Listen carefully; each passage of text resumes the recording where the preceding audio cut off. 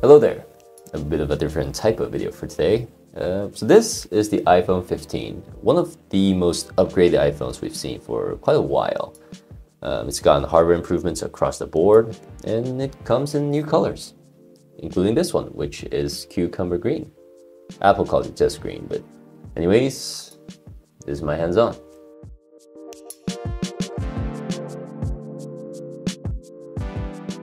Start with the design, shall we? Apple unified the design language for the iPhones this year. Dynamic island, curved frame, and a matte finish for the back panel. There's not much to say about the dynamic island. It was a neat makeover from the notch and I do prefer it, but you tend to forget about it. Although after my fingerprint scanner broke on the Galaxy Z Flip 5, I did appreciate how fast and reliable Face ID was compared to the regular old Android selfie cam. As for the curved frame, it's marginally better.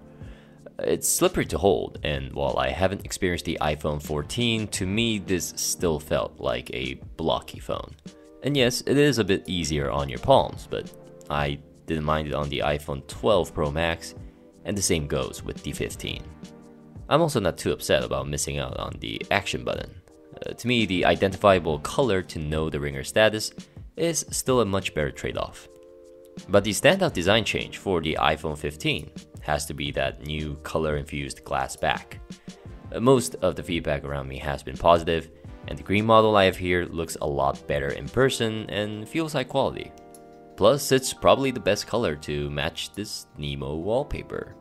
But depending on your style of preference, this also may come off as either playful or a bit feminine. For me, this falls to the latter. And while the matte finish is a step up in terms of hand feel and smudges, for anyone looking to get a subtle, mature iPhone, the black option is probably the way to go. The color matching USB port is a nice touch though. Wish the braided cables were too, but oh well. And speaking of, my brain is playing mind games every time I do it, but we finally got that Type-C port. Although it's just a 2.0 port when most Android phones have 3.0 and above. Now, smartphone displays have gotten so excellent that there's hardly anything to complain about.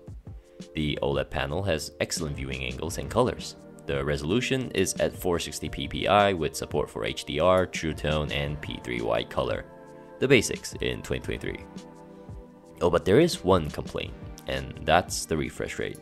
It's only 60 Hz. Now personally, I don't mind it since I never had any problems with the iPhone SE's display. But if you were to use it for gaming, this obviously wouldn't be the best option. At least the brightness got an all-around boost, as you can see here. Covering that display is my first encounter with the ceramic shield. And I assume it's okay, but after a few days of use, my unit is already showing some scratch marks, so buying a case and screen protector is still recommended. Now the performance is literally a hot topic with this year's iPhones. But for better or for worse, the 15 has the same A16 Bionic chip from the 14 Pro, which means everything besides the setup process felt cold as metal. Now that's not to say that the iPhone 15 Pro overheats so much that you should get the base models. But if you're like me, and your average usage on the phone is social media, taking some photos and videos, and the occasional mobile gaming, I think you'll be pretty happy with the iPhone 15. I played PUBG at Ultra HDR and Ultra frame rate for 30 minutes on the same day I downloaded a bunch of maps for the game and apps. And the phone had no issues getting just marginally warm in the area where I assume the SoC is. And with that usage, the battery lasted me a full day. And while this isn't a foolproof battery test, I played videos in 1440p for 10 hours, with 37% of battery still remaining.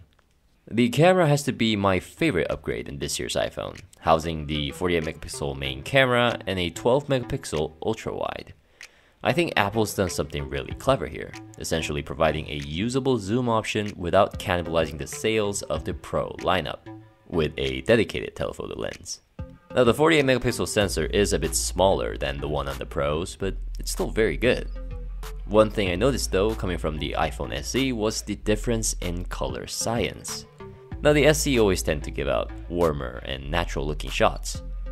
And the iPhone 15 does this too, but it also seemed to give out a relatively darker image. Now the Z Flip 5's color science is one of the worst I've seen, with colors so saturated they basically look like Legos. But half the time, I prefer the Galaxy's formula over the iPhone's. Maybe this is a trade-off for higher resolution, but when comparing shots between my Flip 5 and iPhone 15, I honestly couldn't tell much difference in detail. I think the iPhone tends to have more focus points, while the Flip 5 really wants to focus on a certain part of the image. See, the upper section for the rock on the Flip 5 is completely out of focus. But in this photo, the iPhone couldn't focus on the spider even with that 2x zoom, whereas the Flip 5 easily knew what I wanted to focus on. Honestly, smartphone cameras have gotten so good that a lot of this is based on personal preference, and I hate to leave this to you guys, but this does depend on what style you're really into. Just like traditional cameras, which is interesting to say the least. And that's my first look at the iPhone 15, folks. With improvements in design, display, SoC, and camera, this is the next generation iPhone it should have been with the 14. And personally, I think there is a lot that you will like here, if you're into the baseline iPhones. Now this is a borrowed unit, but I try to include as much information as possible with my personal insights. I hope this helped you make a decision, and if you were planning on buying one, do let me know if you have any thoughts or ideas on the phone, the channel. I'd love to hear feedback. Thanks guys for tuning in, and have a great one.